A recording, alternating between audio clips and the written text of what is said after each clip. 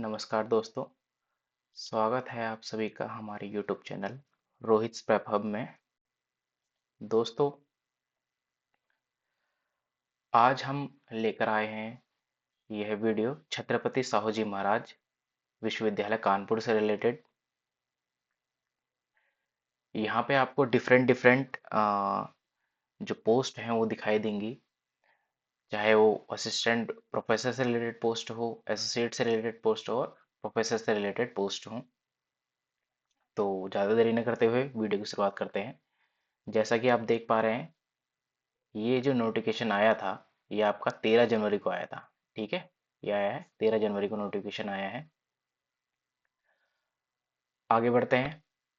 आप देखेंगे department wise कितनी कितनी पोस्ट आई हुई हैं। जैसे कि अर्थशास्त्र विभाग की हम पोस्ट देखें तो अर्थशास्त्र विभाग में प्रोफेसर की एससी की एक पोस्ट आई है, एसोसिएट में एससी की एक पोस्ट आई है और असिस्टेंट प्रोफेसर में भी एससी की एक पोस्ट आई है और यूआर की एक पोस्ट आई है। ठीक है, अगला है आपका अंग्रेजी अनुभाग। अंग्रेजी में आपकी जो यूआर कैंडिडेट्स हैं उनके लिए एक पोस्ट आई है, ओबीसी के लिए एक पोस्ट आई है एसोसिएट प्रोफेसर की, और असिस्टेंट प्रोफेसर की इसमें पोस्ट नहीं है। अगला है थर्ड डिपार्टमेंट आपका कंप्यूटर एप्लीकेशन, जिसमें प्रोफेसर से रिलेटेड आपकी ओबीसी की एक पोस्ट आई है, एसोसिएट प्रोफेसर की आपके पास एक पोस्ट आई है और ओबीसी की असिस्टेंट प्रोफेसर की एक पोस्ट और यूआर की एक पोस्ट आई है। जैसे अगला देखेंगे हम गणित विभाग में। गणित विभाग में आपको यूआर की एक पोस्ट और एसोसिएट से रिलेटेड एक पोस्ट आई है। इसमें ओबीसी की असिस्टेंट प्रोफेसर की एक पोस्ट और ईडब्ल्यूएस की एक पोस्ट आई है। जीव विज्ञान को देखेंगे तो जीव विज्ञान में आपकी असिस्टेंट प्रोफेसर की एक पोस्ट आई है। पत्रकारिता एवं जनसंचार में एस जो प्रोफेसर है उसकी एक पोस्ट आई है और एसोसिएट की एक पोस्ट आई है और असिस्टेंट की दो पोस्ट आई हुई हैं। वैसे ही पेंटिंग से रिलेटेड भी डिफरेंट डिफरेंट पोस्ट ये आपको देखने को मिल जाएगी। ये जो पीडीएफ है आपको, ठीक है दोस्तों, ये जो पीडीएफ है ये आपको इसी वीडियो के डिस्क्रिप्शन में मिल जाएगी।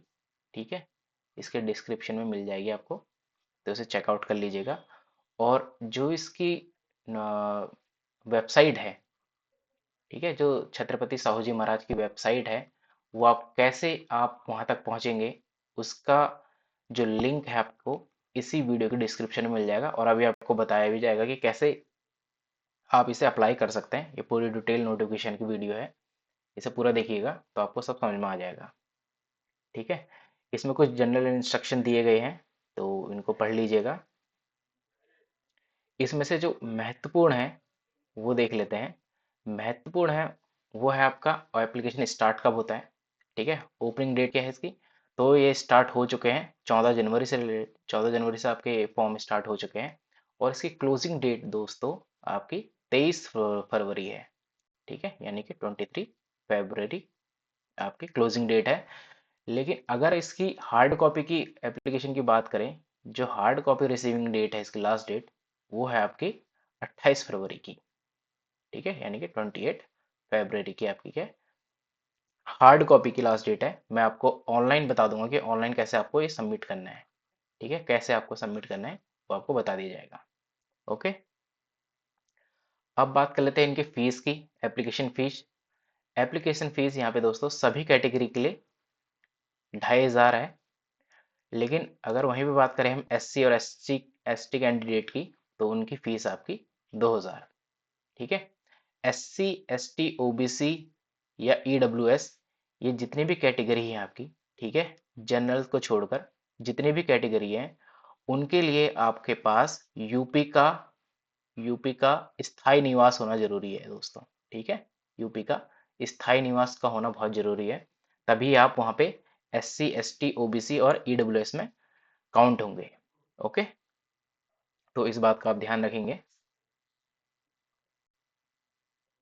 अब आते हैं दोस्तों हम सिलेक्शन प्रोसेस क्या होने वाला है यहाँ पे। ठीक है, सिलेक्शन प्रोसेस में आपके पास दो फेज होंगे। ठीक है, फेज 1 और फेज 2। फेज 1 में असिस्टेंट प्रोफेसर से रिलेटेड देखेंगे तो फेज 1 में आपके पास सबसे पहले आएगा एपीआई स्कोर। ठीक है, जो कि 100 में से काउंट होता है। फिर आपके पास आएगा subject knowledge test. Subject knowledge test आपके 40 मार्क्स का होगा, और ये जो टोटल है यानी कि 140 मार्क्स, इनमें से आपका क्या होगा, शॉर्ट लिस्टिंग होगी कि किसके अच्छे नंबर आए हैं, उसी को शॉर्ट लिस्ट किया जाएगा। ओके, वही आगे जाके किस पे जाएंगे, वही आगे जाके फेज 2 पे जाएंगे। अगर हम एसोसिएट प्रोफेसर की बात करें तो इनका एपीआई स्कोर 80 से काउंट होगा, ठीक है, और शॉर्ट लिस्टिंग भी आपकी 80 मार्क्स से ही होगी, और प्रोफेसर में भी 80 मार्क्स, और 80 मार्क्स में ही शॉर्ट लिस्टिंग होगी आपकी। ओके,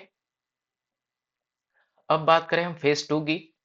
जो यहाँ से शॉर्टलिस्ट हो जाएंगे कैंडिडेट, अगर वो फेज 2 में पहुंचते हैं, तो फेज 2 में आपके टीचिंग स्किल्स चेक किए जाएंगी, ठीक है, आपको ऑनलाइन क्लास लेना आता है या नहीं कंप्यूटर से रिलेटेड, ठीक है, आपकी टीचिंग स्किल चेक की जाएंगी, और आपका 10 मार्क्स का इंटरव्यू होगा। ओके, एसोसिएट प्रोफेसर में डायरेक्ट इंटरव्यू होता है आपका 20-20 मार्क्स के अलग अलग, एसोसिएट में भी और प्रोफेसर, एसोसिएट प्रोफेसर में भी और प्रोफेसर में भी। ओके, अब आते हैं दोस्तों कि इसमें जान लेते हैं हम कि इसका क्राइटेरिया क्या है।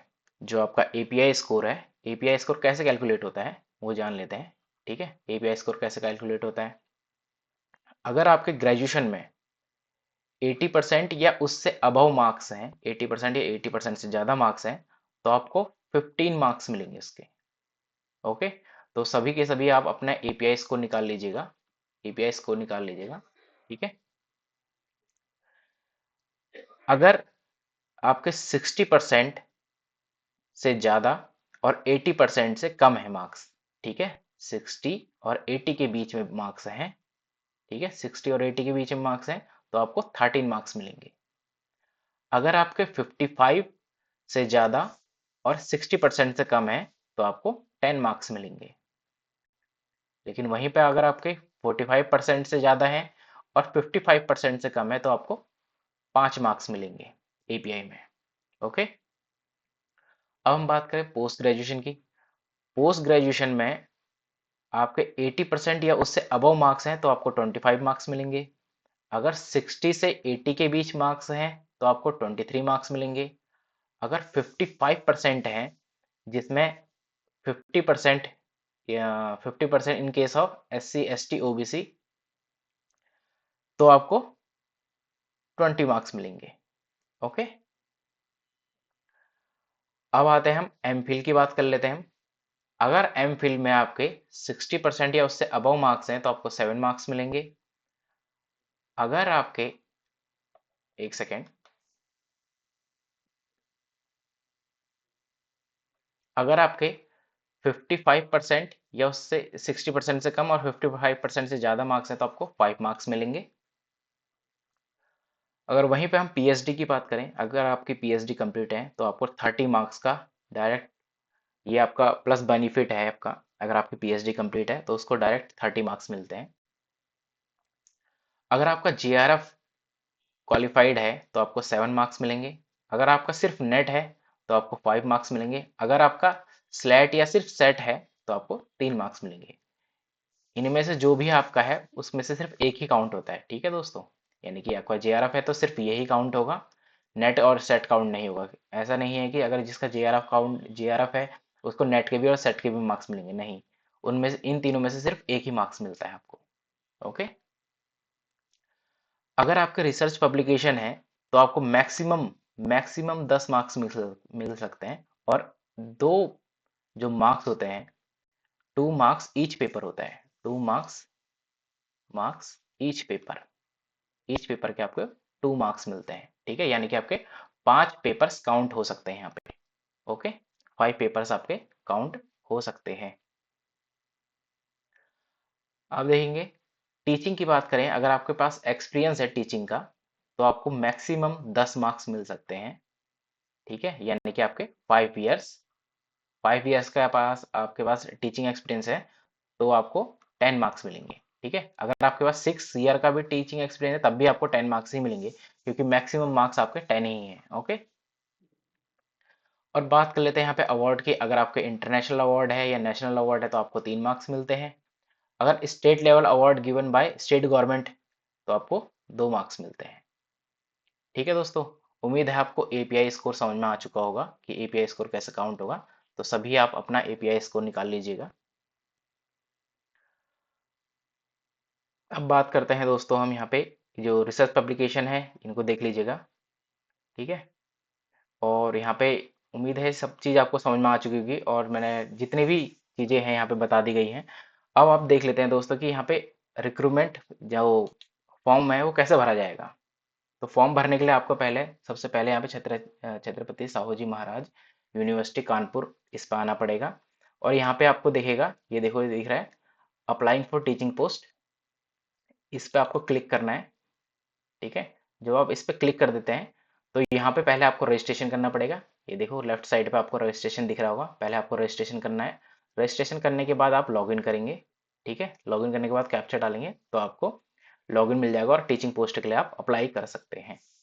ओके दोस्तों, और इस ये जो वेबसाइट है, ठीक है, ये जो वेबसाइट है आपकी, इसका लिंक भी आपको इसका लिंक भी आपको इसी वीडियो के डिस्क्रिप्शन में मिल जाएगा। तो वीडियो को समाप्त करते हैं और थैंक यू वेरी मच आपको ये पूरी वीडियो देखने के लिए।